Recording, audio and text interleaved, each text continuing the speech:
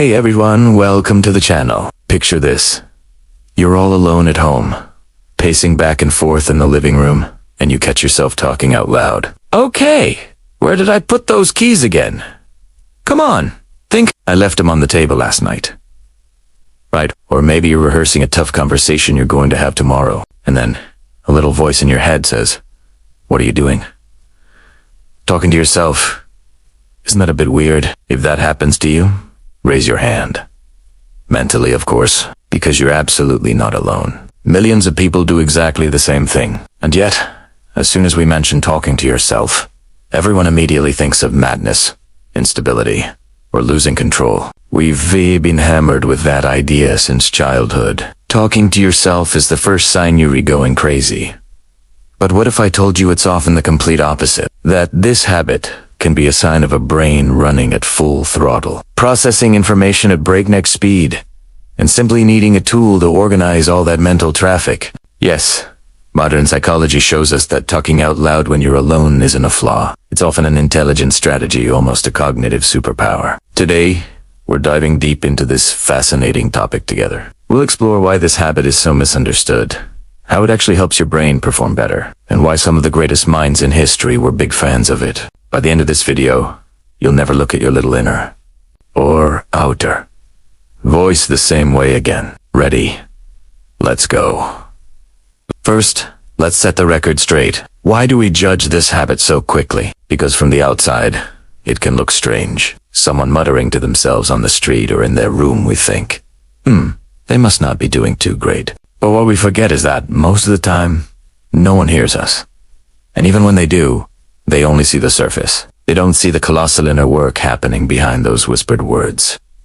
Your brain is an incredibly powerful machine. It generates thousands of ideas per minute. Thoughts overlap, clash, surge at lightning speed. For many people, silence is enough to contain it all. But for others, and maybe for you, silence is too confining. It doesn't allow you to structure that relentless flow quickly enough. Talking out loud is like pulling out a big mental whiteboard and starting to lay out ideas one by one. It gives shape to abstract thoughts, makes them concrete, tangible. Suddenly, what was fog becomes a clear map. Studies show that when we verbalize our ideas, we transform fuzzy thinking into structured information. Research from Bangor University in the UK had participants search for objects in a complex image. Those who said the object's name out loud found it much faster. Why?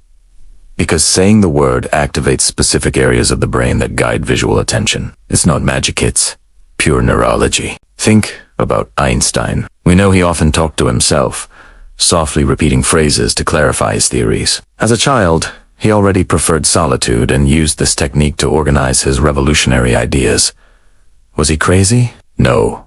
He just changed our understanding of the universe. Leonardo da Vinci filled thousands of notebook pages, drawing and writing as if dialoguing with himself. Thomas Edison muttered constantly in his lab. These geniuses weren't disconnected from reality. They were hyper-connected to their own minds, and they needed an external channel to harness that creative energy. When you talk to yourself, you're not losing control. You're taking it. You're just slowing the flow enough to examine each idea properly. You test logic out loud, spot inconsistencies before they become problems. It's like reading text aloud to catch mistakes. You spot way more than when reading silently. And it doesn't stop there. This habit also helps you stay focused in a world full of distractions. You're looking for your keys and saying, "Keys, keys, where are those damn keys?" It's not a waste of time. Your brain, hearing the word, highlights all matching visual information. Psychologists call this stimulus up. Basically, you're giving your attention a direct command. Ignore everything else. Focus here. Experiments at the University of Toronto showed that people who name objects out loud find them faster in cluttered environments. The same goes for more complex tasks. When you're working on a project and telling yourself, okay, first step, do the research. Second step, structure the plan. You're guiding your brain like a GPS. Others get lost in multitasking. You stay on track. Elite athletes use this all the time. A basketball player at the free throw line whispering smooth, follow-through programs their shot. Meta-analyses in sports psychology journals show that self-talk improves accuracy, endurance, and focus under pressure. It's not random.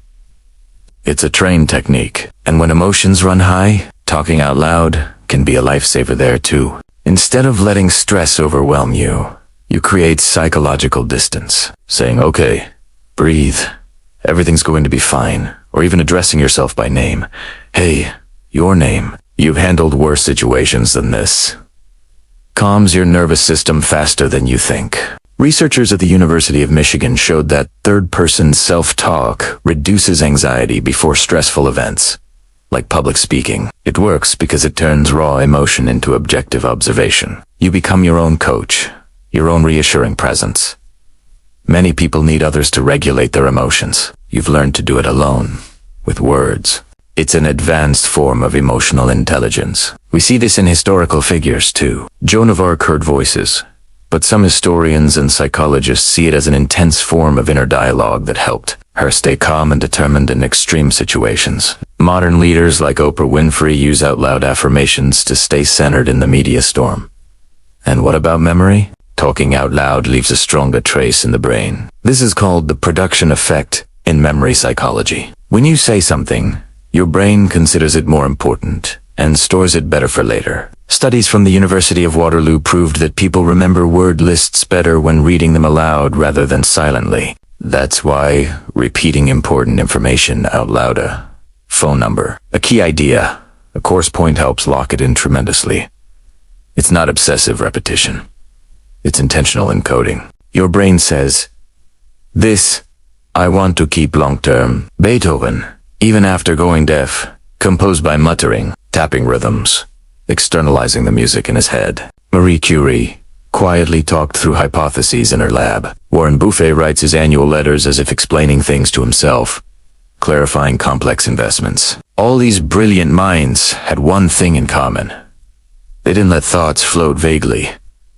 They pulled them out, examined them, worked them. We could go even further back. Ancient Greek philosophers like Plato already discussed inner dialogue as a superior form of reflection. Medieval mystics described similar experiences for spiritual clarity. Vygotsky, in the early 20th century, observed that children talk to themselves to guide their actions, and that this habit doesn't completely disappear in adulthood, it just becomes more sophisticated in some people. Today, neuroscience confirms it all with fMRIs.